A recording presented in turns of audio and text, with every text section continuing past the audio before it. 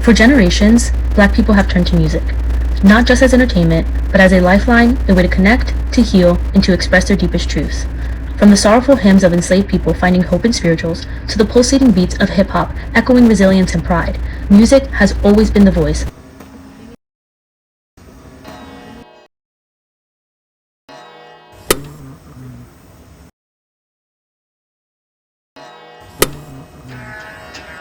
Do you hear me?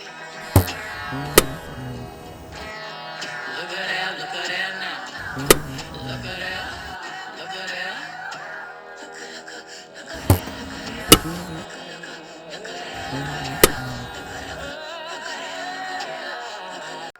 A voice that tells our story, celebrates our joy, and honors our struggles. But this creativity didn't stop at music. It didn't stop at dance or art. It's something we're born with, a gift that runs deep in our roots.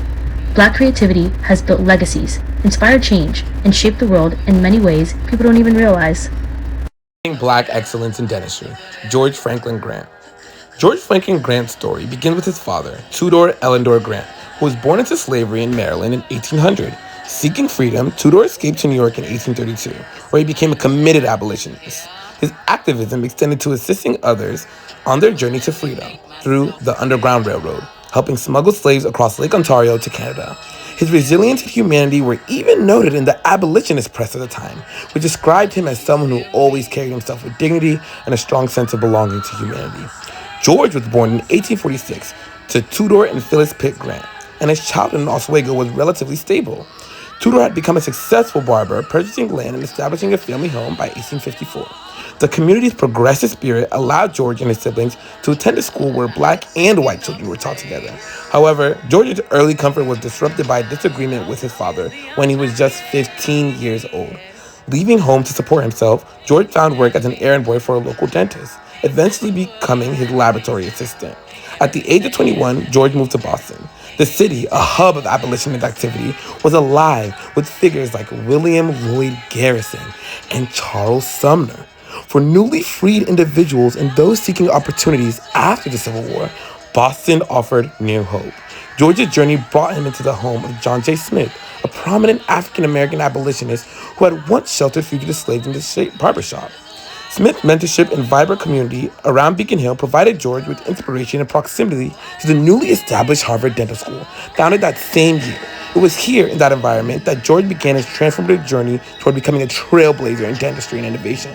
He was admitted to Harvard Dental School, the first unity-based dental program in the country. 2 years later, he graduated with honors, becoming the second African-American to earn a degree in dentistry, following his classmate, Robert Tanner Freeman, who was the first. After graduation, Grant was immediately hired by the school to work in the field of mechanical dentistry. Over the next 4 years, he honed his skills and developed innovative solutions for patients with cleft palates, a congenital condition in which the bones and soft tissue in the roof of the mouth are not closed.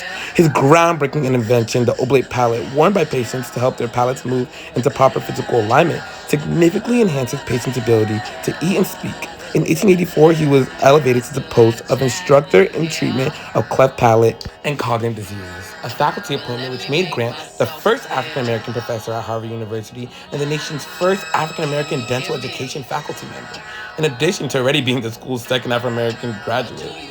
In his free time, George Franklin Grant was an avid golfer.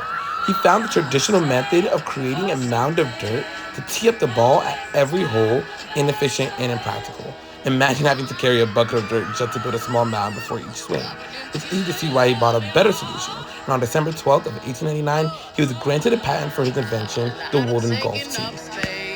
The simple yet revolutionary design featured a pointed wooden base with a rubber tip to securely hold the ball.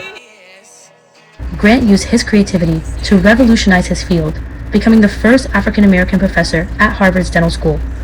Not stopping there, he channeled his innovation into two remarkable inventions that changed the way dentistry was practiced. Black creativity isn't just a chapter in our story, it is the story. From the rhythm of our songs to the genius of our innovations, it's proof of a limitless spirit that shapes the world, generation after generation.